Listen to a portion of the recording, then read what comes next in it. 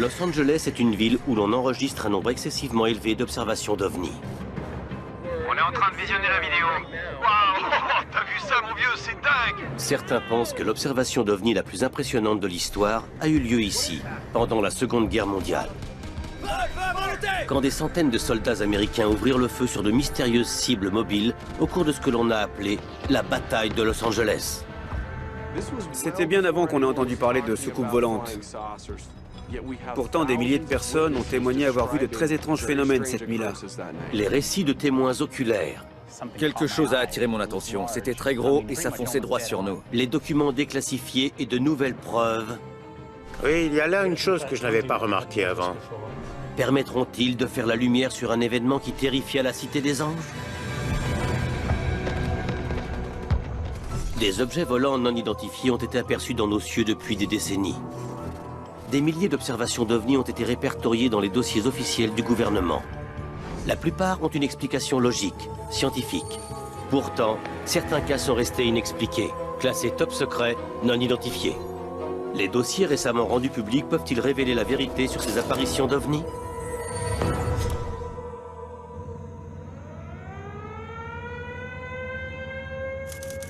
« 25 février 1942. Quelque chose apparaît dans le ciel au-dessus de Los Angeles. 3 mois seulement ont passé depuis Pearl Harbor. Les batteries anti-aériennes scrutent le ciel à la recherche d'avions japonais. Le jeune Ray Bingham, 4 ans, entend les sirènes d'un raid aérien. Je me souviens que mon père est venu me chercher et nous sommes tous allés dehors. Je me souviens très bien de tous ces projecteurs. Et ils ne semblaient pas être dirigés au hasard, non. Ils cherchaient un point précis dans le ciel.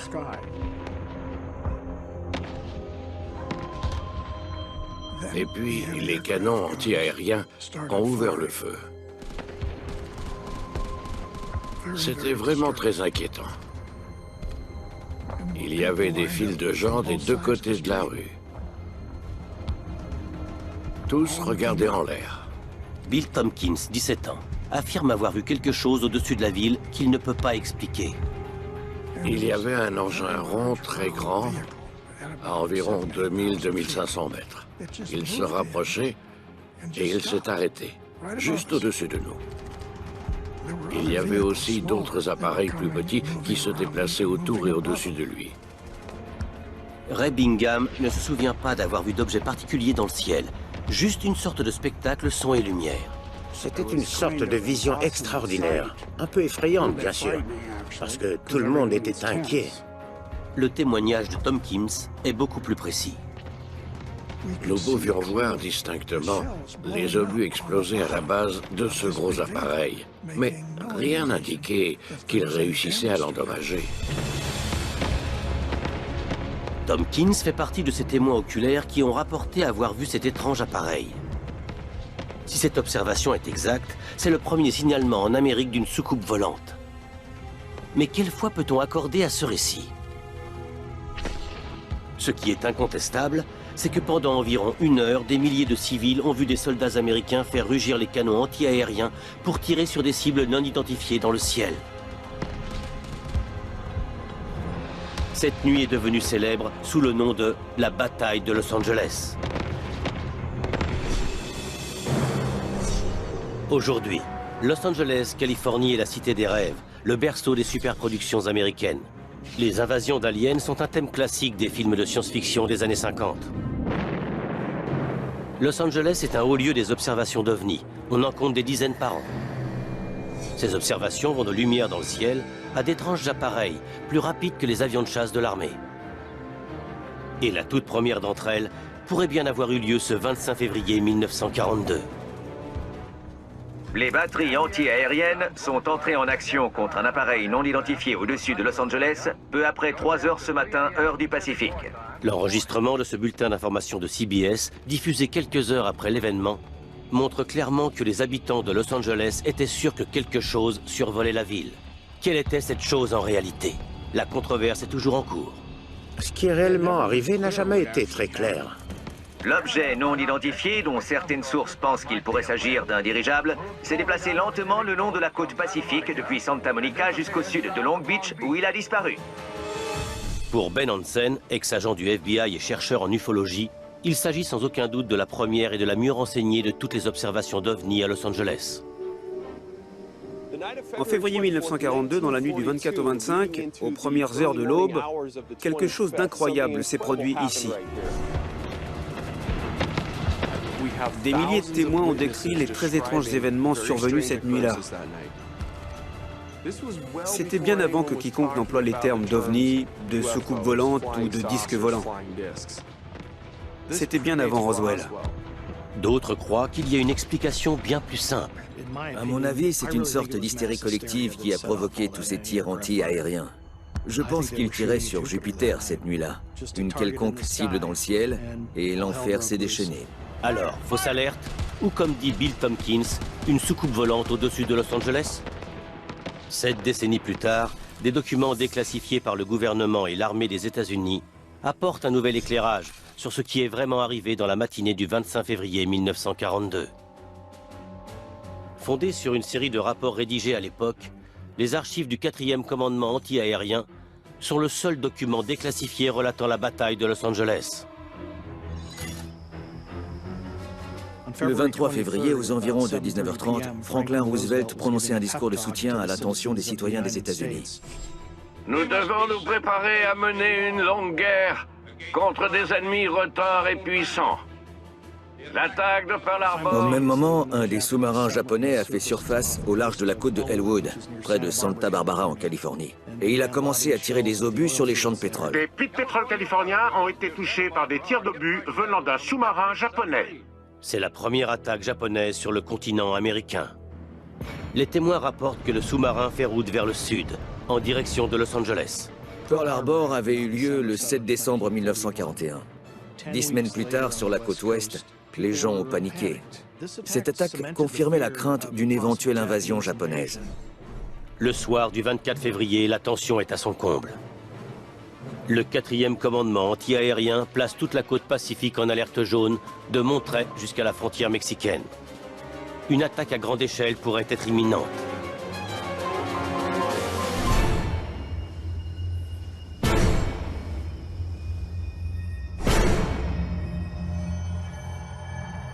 Plus de 250 canons anti-aériens sont pointés vers le ciel. Les artilleurs inexpérimentés sont nerveux. Une attaque est possible. Les documents déclassifiés du gouvernement relatent un changement soudain, juste avant 2 heures, ce matin du 25 février.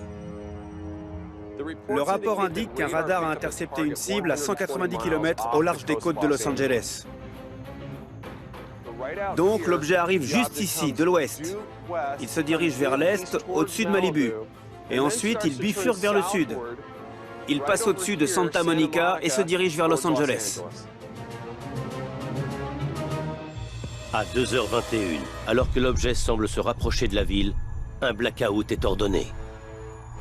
À 2h30, on prévient les artilleurs qu'ils sont placés en alerte verte niveau 1, ce qui signifie feu à volonté.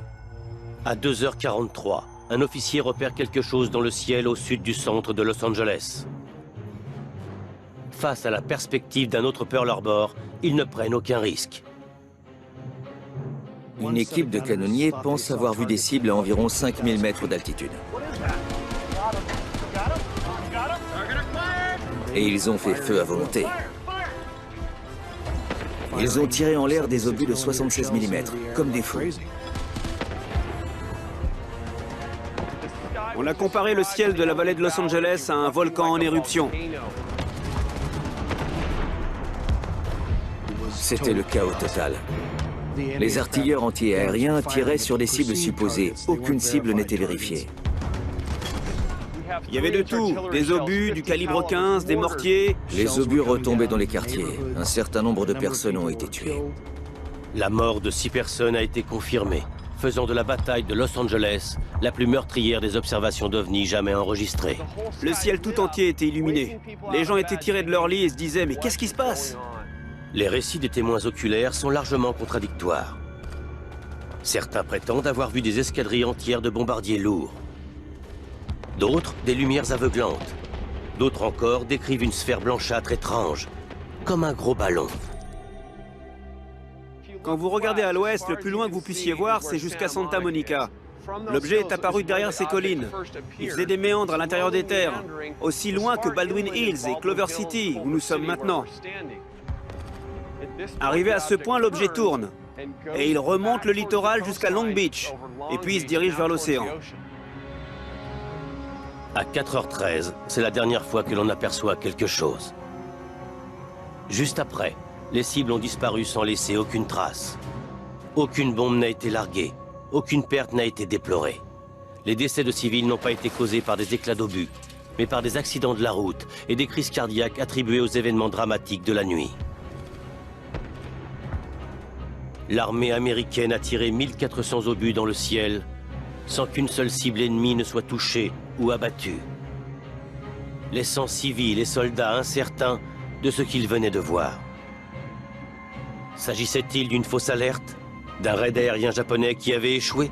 Ou, comme certains le prétendent, l'observation par une multitude de témoins de ce que nous appelons aujourd'hui un ovni? Ah non, je ne crois pas que c'était un ovni. Mais j'ai rencontré des gens qui en sont persuadés. C'est vrai. Bill Tompkins fait partie de ces gens-là. Je n'ai jamais cessé de penser à cette nuit-là. Je savais que c'était quelque chose d'une extrême importance, que ce qui avait eu lieu était bien réel. Je sentais qu'une sorte d'énorme véhicule extraterrestre avait fait un passage sur le sud de la Californie.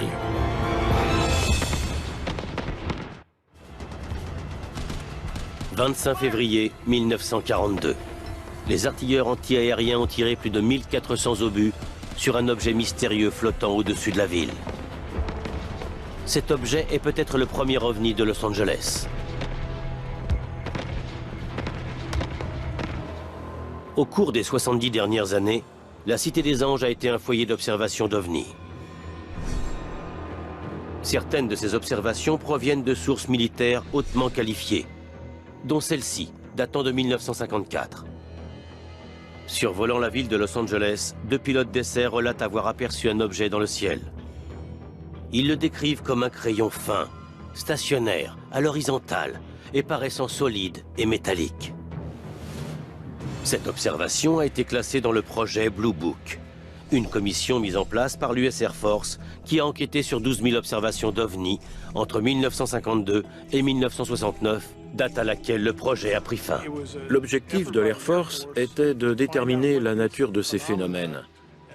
Ils collectaient ces observations et les analysaient pour essayer de comprendre s'ils constituaient une menace pour la sécurité nationale. Ils ont recueilli 12 000 témoignages et étudié séparément chacun de ces rapports. Puis ils ont développé une méthode pour regrouper ces données. Finalement, ils sont parvenus à la conclusion que presque tous avaient des origines explicables. Le projet Blue Book a classé la grande majorité des observations comme étant simplement des oiseaux, des nuages, des avions ou des étoiles. Certaines d'entre elles ont toutefois été répertoriées comme inexpliquées. Sur les 12 000 cas, 701 demeurent non identifiés. Il n'y a aucune explication connue. Ces observations, faites à Los Angeles en 1954, restent dans les dossiers de l'Air Force dans la catégorie non résolue et non identifiée. 12 ans auparavant, bien avant la naissance du projet Blue Book, alors même que le concept d'OVNI n'existait pas, quelque chose de non identifié apparaît dans le ciel de Los Angeles, qui déclenche une réaction militaire massive de la part des patrouilles côtières nerveuses après l'attaque de Pearl Harbor. Nous pouvons voir de nombreux obus exploser près de l'objet, mais aucun ne semble l'atteindre. Le tir de barrage nourri de plus de 250 canons anti-aériens ne parvient pas à confirmer qu'une seule cible ait été atteinte ou abattue. L'explication la plus logique est un raid aérien japonais. Cette note secrète déclassifiée est un élément clé pour comprendre ce qui s'est passé cette nuit-là à Los Angeles. Datée du 26 février 1942, le lendemain de l'événement, elle est envoyée au président Roosevelt par le chef de l'état-major de l'armée George Marshall. Marshall pense qu'on a tiré sur des avions non identifiés, qui ne seraient pas américains. Une quinzaine d'avions seraient impliqués. Mais il s'étonne qu'aucune bombe n'ait été larguée, qu'aucune perte ne soit à déplorer parmi les troupes et qu'aucun avion n'ait été abattu. Cela ne correspond pas au profil d'une attaque japonaise et démontre la confusion qui règne jusqu'au bureau du président.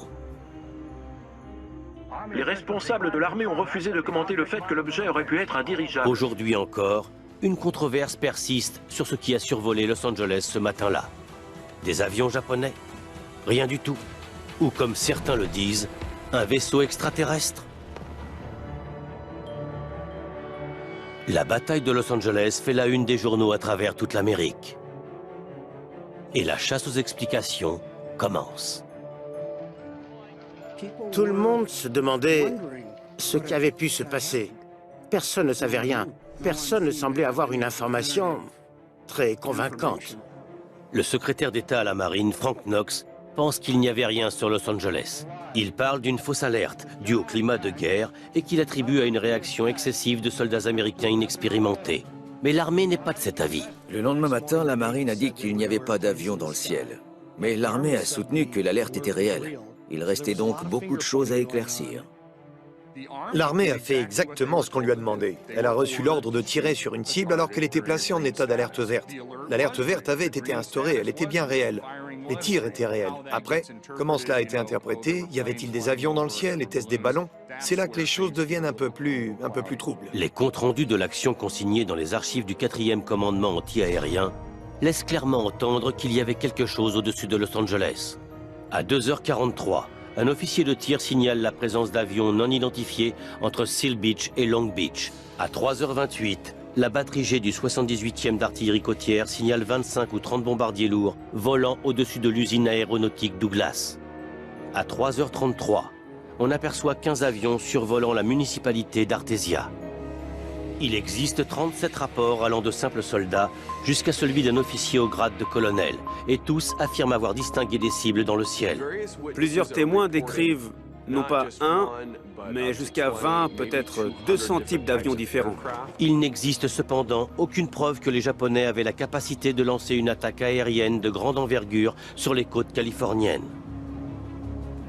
Dans les archives du 4e commandement anti-aérien, le commandant d'escadre Milton Durham écrit « La défense tactique a été confiée à l'anti-aérien car aucun avion de chasse n'était engagé. » Les forces armées aériennes ont préféré garder leurs appareils au sol, tant qu'ils n'auraient pas de cible confirmée à attaquer. Aucun rapport n'indique qu'ils aient jamais décollé. Si les avions qui étaient repérés n'étaient pas américains, on pourrait s'attendre à ce qu'ils soient japonais. Mais le sous-marin japonais, qui avait attaqué les champs de pétrole la nuit précédente, s'était retiré de la zone sans autre incident.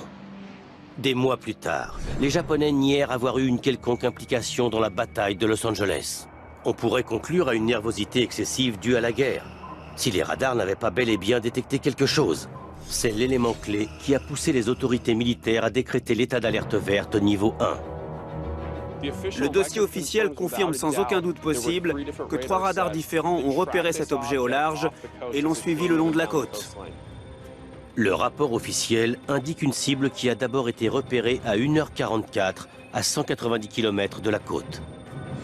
Pendant presque 45 minutes, les opérateurs de 3 radars différents l'ont suivi jusqu'à presque 5 km de la côte. Puis, il a disparu. Ça signifie qu'il y avait quelque chose dans le ciel. Nous l'avons suivi le long de la côte. C'est cet élément clé qui a alimenté les défenseurs des ovnis depuis des décennies. Si les radars ont effectivement détecté un objet et qu'il est formellement prouvé qu'il n'y avait aucun avion américain ou ennemi dans le ciel cette nuit-là, se pourrait-il que ses partisans aient raison? Cette cible qui flottait au-dessus de Los Angeles était-elle venue d'un autre monde? Ce qui rend cette histoire tellement extraordinaire, c'est que même face à ce qui ressemble à une preuve évidente établie par les radars, il reste de solides raisons de douter. Le compte-rendu officiel indique que l'officier de Radio B dit que la cible est douteuse. C'était une interprétation erronée. Les radars en étaient à leur début en 1942. Ils étaient facilement induits en erreur par des nuées d'oiseaux ou des nuages bas. Les radars rudimentaires RCS 268, alors en service à Los Angeles, étaient loin d'être aussi sophistiqués et précis que ceux que nous connaissons aujourd'hui. Je suis convaincu que les cibles qu'ils ont vues cette nuit-là étaient des fantômes. Elles n'existaient pas. À cette époque, les informations radar étaient difficiles à interpréter. Et d'après les archives du 4e commandement anti-aérien, La cible s'est mystérieusement volatilisée à 5 km des côtes. Voilà pourquoi je pense qu'il s'agissait probablement d'une perturbation atmosphérique. Est-il possible que la crainte d'une attaque japonaise, combinée à une lecture radar suspecte, ait suffi à déclencher la panique? Outre les récits des témoins oculaires, il existe un document photographique pris durant cette bataille. Publié par le Los Angeles Times, c'est la plus célèbre photo de l'événement. La première fois que j'ai vu cette photo, je me suis dit « Ok, voilà peut-être enfin la preuve tangible qu'un ovni a été pris dans le faisceau des projecteurs. » Ben est sur le point de mettre au jour un mystère qui jusqu'à présent n'a jamais été rendu public. Waouh! 25 février 1942. Tandis que la ville paniquée regarde le ciel illuminé par les projecteurs, un radar de l'armée saisit quelque chose d'étrange au-dessus de leur tête et qui apparemment résiste au tir. Il pourrait s'agir du premier ovni observé par un radar, mais ce ne sera pas le dernier. Los Angeles est une ville qui continue à enregistrer un grand nombre d'observations étranges d'ovnis. Le projet Blue Book, mis en place par l'US Air Force, a enquêté sur une observation qui a eu lieu au sud de El Toro, en Californie.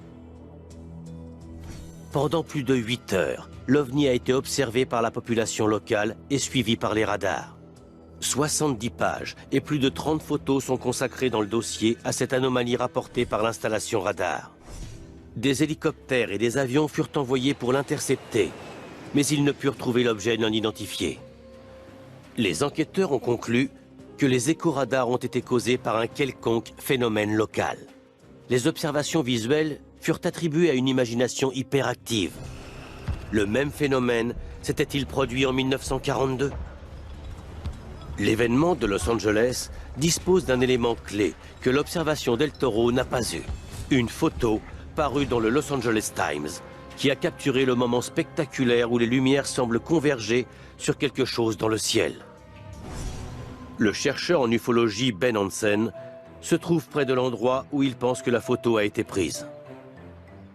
Nous ne savons pas grand-chose de l'endroit où a été prise cette photo. C'est la seule preuve en image de cette nuit-là. Mais la plupart des gens pensent que ça s'est passé quelque part près de Baldwin Hills, derrière moi. Vous voyez, ça correspond assez bien. Le relief des collines, la perspective, et ça correspond au dire des témoins qui ont vu l'objet s'avancer dans les terres avant de repartir vers la côte. Mais y a-t-il quelque chose sous les projecteurs? Nous n'avons qu'un seul moyen de savoir s'il y a vraiment un objet sur cette photo. Je dois mettre la main sur le négatif original. Le seul qui puisse nous aider est l'archiviste du Los Angeles Times à UCLA, Simon Elliott. Bien, voici la boîte 3178 de la collection du LA Times. Et les négatifs que vous cherchez devraient se trouver ici. Plus de 4 millions de photos historiques du Los Angeles Times sont sous la responsabilité d'Elliott. Et celui-ci, c'est le négatif original. C'est complètement sous-exposé. Regardez ça. Je m'attendais pas du tout à ce que ce soit si pâle.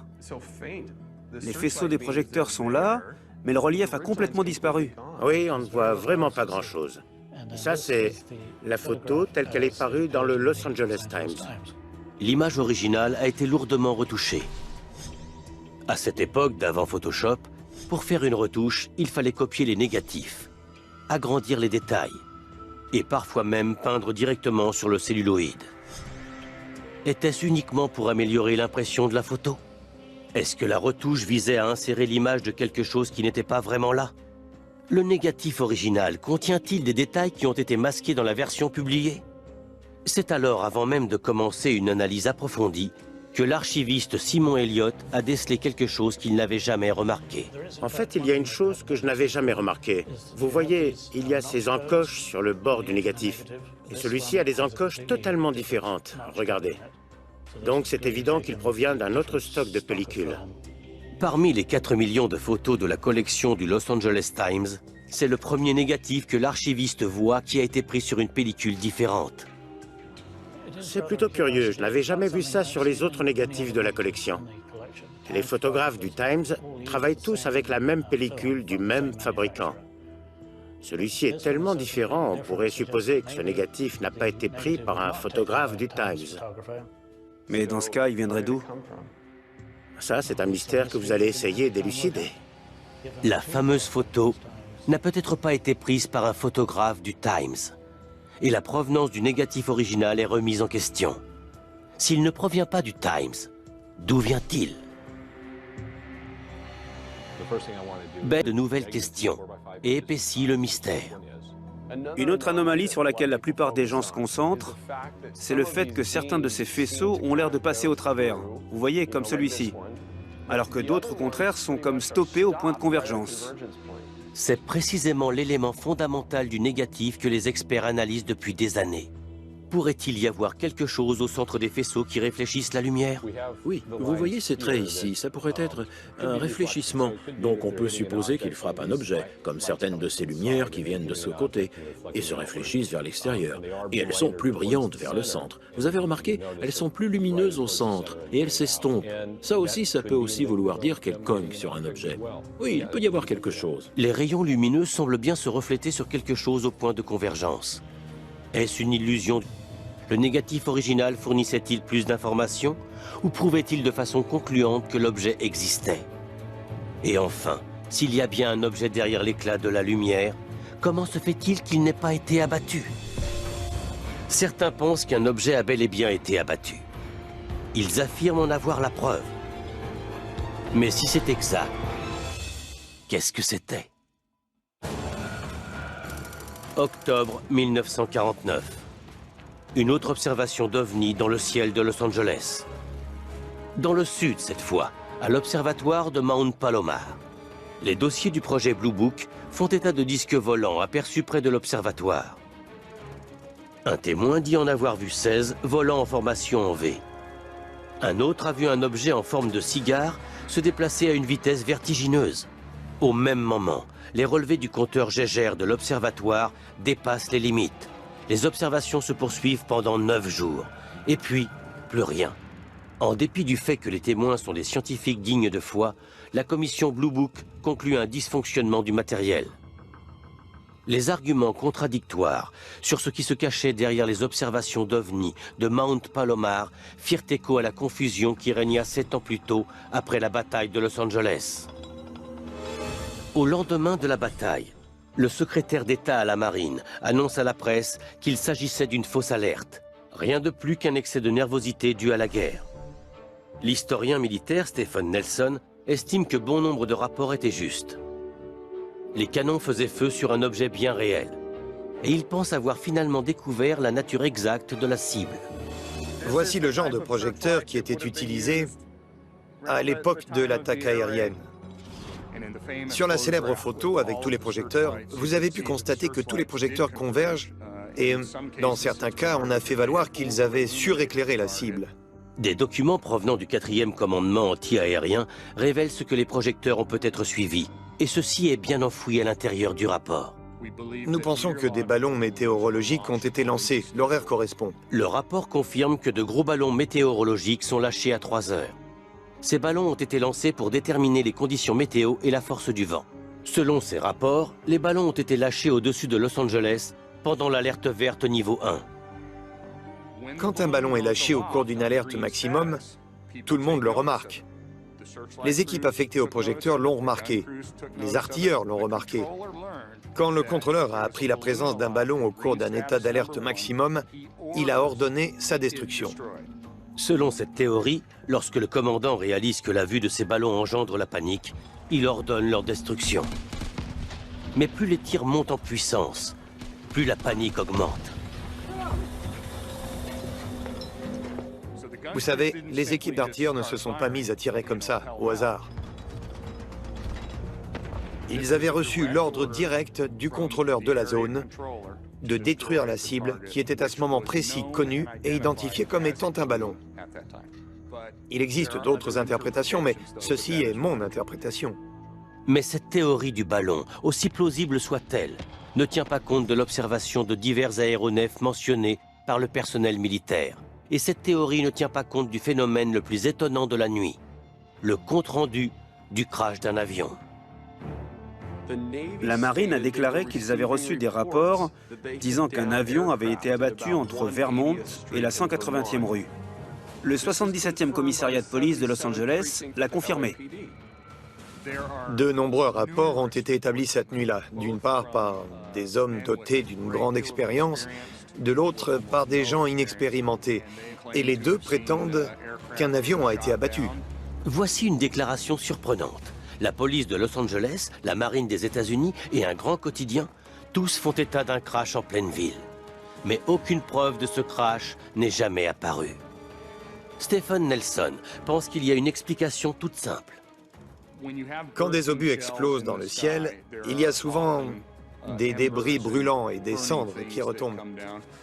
Il est possible... Vous savez, ils ont peut-être vu ce genre d'éclat tomber du ciel. En tant que spécialiste en ufologie, Ben Hansen soupçonne que cette histoire n'est pas aussi simple.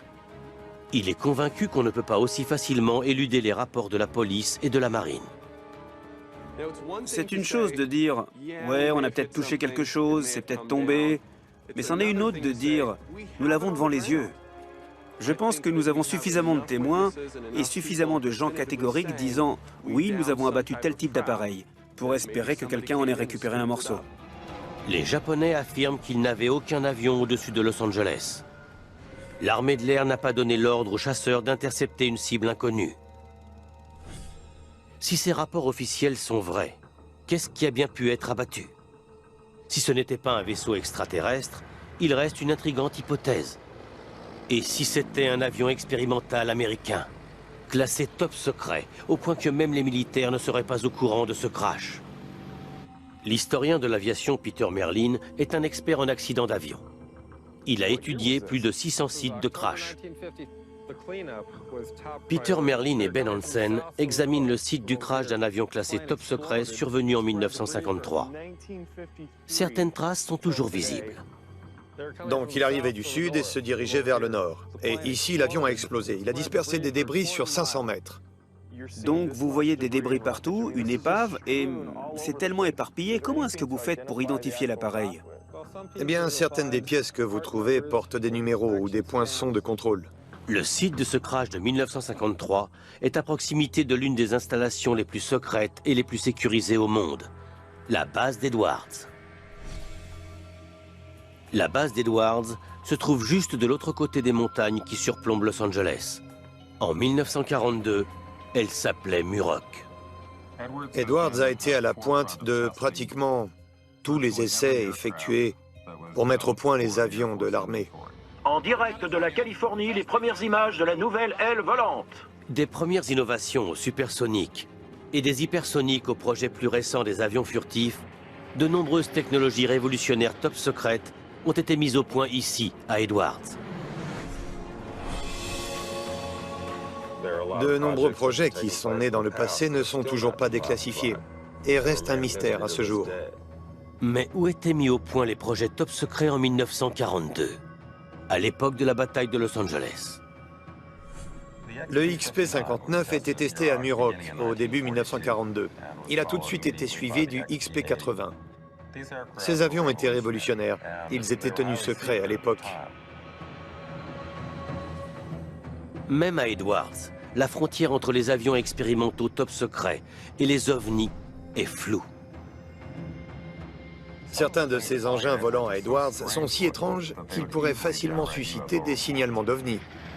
Cela explique-t-il l'étrange objet mitraillé par les canons antiaériens en 1942? Un avion expérimental top secret effacé des premiers rapports de l'attaque? Ou encore, un avion qui s'est écrasé et a dû être dissimulé pour protéger son secret capital des Japonais et des nazis? C'est une théorie intéressante, mais Merlin la trouve peu probable. Je crois qu'il n'y a pas la moindre chance qu'ils aient fait voler leurs premiers avions sur la région de Los Angeles. C'était un projet tellement secret qu'ils limitaient leurs activités aux régions désertiques, où la population était clairsemée. Aujourd'hui, Edwards reste un haut lieu d'observation d'ovnis, de l'avis même d'anciens combattants chevronnés. J'ai appelé le bureau et j'ai dit « Edwards, vous n'allez jamais croire ce que je vais vous dire. » 26 février 1942, à l'aube. Après une nuit de tirs anti-aériens, Les citoyens de Los Angeles se demandent quel genre d'engin a survolé leur ville. Pourrait-il y avoir un lien avec Muroc, le site d'essai top secret à proximité qu'on appelle aujourd'hui la base d'Edwards? Depuis 1942, Edwards est resté un haut lieu pour les ovnis. Il y a beaucoup d'histoires d'ovnis autour d'Edwards. Certaines d'entre elles sont tellement détaillées qu'elles en deviennent incroyables. Du genre atterrissage de vaisseaux habités, d'autres concernent de vagues lueurs dans le ciel ou des objets détectés par les radars. Le projet Blue Book de l'US Air Force s'est intéressé aux observations d'ovnis qui avaient un rapport avec la base aérienne. 1947. Selon le projet Blue Book, un pilote d'essai d'Edwards aperçoit une sphère oscillante à 4000 mètres. Durant les 3 jours qui suivent, d'autres personnes de la base la voient aussi. 1951. 2 pilotes de F-86 tentent d'intercepter un objet volant non identifié à 16 000 mètres. Ce signalement est d'abord attribué à un ballon météorologique. Mais les pilotes déclarent que l'appareil avait des ailes et pouvait se déplacer à une vitesse incroyable. Après enquête, le projet Blue Book livre sa conclusion. En contradiction avec tous les témoignages, c'était un ballon météorologique. Ce que Larson a vu reste un mystère et grossit la liste des ovnis légendaires d'Edwards. La question reste également posée, de savoir si quelque chose était au-dessus de Los Angeles en 1942. Le dossier officiel de l'armée indique que quelque chose s'est écrasé près du centre de Los Angeles. Qu'est-ce que ça pouvait bien être? Le docteur Robert Wood pense détenir une preuve irréfutable. Il est ingénieur en aéronautique et a passé 40 ans au sein de la société de construction aéronautique Douglas. Il pense qu'il détient les documents qui prouvent que quelque chose d'extraordinaire s'est écrasé en février 1942. Et son mystérieux témoignage a depuis lors attisé la flamme de la théorie du complot. J'ai commencé à m'intéresser à la bataille de Los Angeles quand j'ai eu en main des documents classés top secret. 5 photocopies de documents marqués top secret ont été remis au Dr Wood parce qu'il déclare être une source militaire anonyme. Ces mystérieux documents semblent être datés des années 40. Des mémos et des lettres envoyées au bureau du président. Cela m'a beaucoup excité parce qu'il apparaissait que ces documents sous-entendaient sérieusement que nous avions effectivement été attaqués par des ovnis et que nous avions riposté et qu'il se pourrait que nous en ayons abattu 1 ou 2. J'ai examiné avec attention ces documents et ils m'ont apparu tout à fait authentiques. Un de ces documents a été authentifié et les historiens le connaissent bien. Il s'agit du mémo de George Marshall au président Roosevelt, rédigé le lendemain de la bataille de Los Angeles. Mais ce sont les 4 autres qui posent problème. Quand j'ai découvert qu'il semblait bien que nous ayons récupéré un appareil, j'étais très excité. Ceci est un mémo de Roosevelt adressé 1 semaine plus tard à George Marshall, disant que nous avions effectivement récupéré 2 appareils. L'un d'eux avait été récupéré dans les montagnes de San Bernardino et l'autre repêché en mer par la marine. Ces quartiers généraux avaient acquis la certitude que ces mystérieux avions n'étaient pas d'origine terrestre. Et selon des sources des services secrets, ils sont en toute probabilité d'origine interplanétaire. Ce sont les mots exacts utilisés dans ce document, rédigé 1 semaine plus tard en mars 1942. Les documents du Dr Wood paraissent incroyables. Cependant, il n'existe aucune autre confirmation ou appui à ces déclarations, pas plus que d'autres copies de ces mystérieux documents que Wood affirme avoir reçus anonymement. Même le chercheur en ufologie Ben Hansen met en doute l'authenticité des documents du Dr Wood. Le point essentiel quand on veut faire une expertise légale de documents, c'est de posséder des originaux. C'est ce qui me pose un gros problème en ce qui concerne ceux que le Dr Wood nous présente. On ne peut pas analyser le papier, on ne peut pas analyser l'encre, on ne peut pas relever les caractéristiques qui auraient été présentes à cette époque. Ces mystérieux documents sont le seul lien officiel entre la bataille de Los Angeles et l'éventualité d'un vaisseau spatial extraterrestre. Sans aucune source fiable, ces documents ne sont au mieux qu'une preuve fragile. Tout ce qui nous reste, ce sont les dossiers officiels relatant un crash mystérieux à Los Angeles, des soldats tirant sur des cibles inconnues, et les récits de témoins oculaires. Bill Tompkins est l'un de ceux qui ont décrit un engin bizarre, en forme de disque, qui ne ressemblait à rien de ce qu'ils avaient vu sur Terre. C'est une situation singulière qu'une organisation militaire extraterrestre soit venu sur notre planète 2 mois après que nous soyons entrés en guerre avec le Japon. D'autres demeurent sceptiques. Je crois qu'il existe ailleurs d'autres civilisations avancées, mais si on se base sur ces rapports, rien ne prouve qu'elles soient venues nous rendre visite ce 25 février 1942. Sur tous les sites de crash où je suis allé, j'ai toujours retrouvé des matériaux, mais certainement pas extraterrestres. Non, personnellement, je n'ai jamais vu aucune preuve d'une présence extraterrestre. Et j'aimerais bien, mais pour l'instant, ce n'est pas le cas.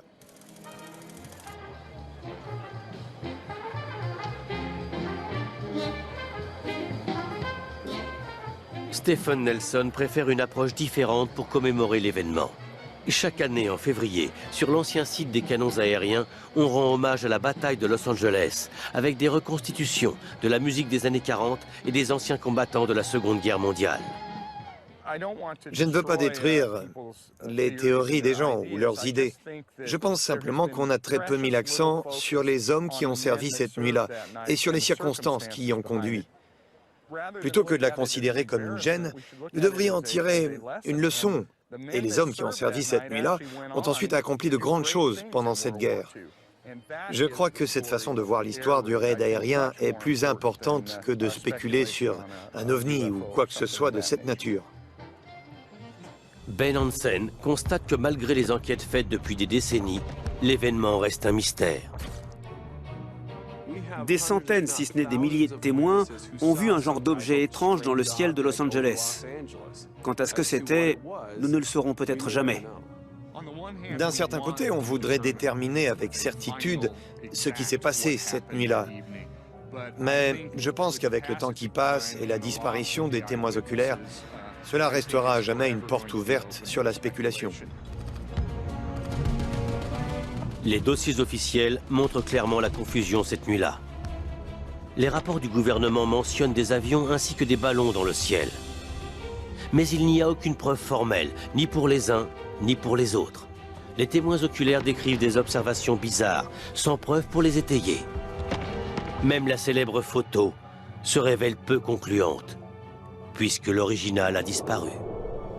Et les documents présumés secrets du Dr Wood font directement référence à un vaisseau interplanétaire, mais leur authenticité est sérieusement mise en doute. Les événements du 25 février 1942 demeurent un mystère, laissant l'étude du cas de la bataille de Los Angeles non identifiée.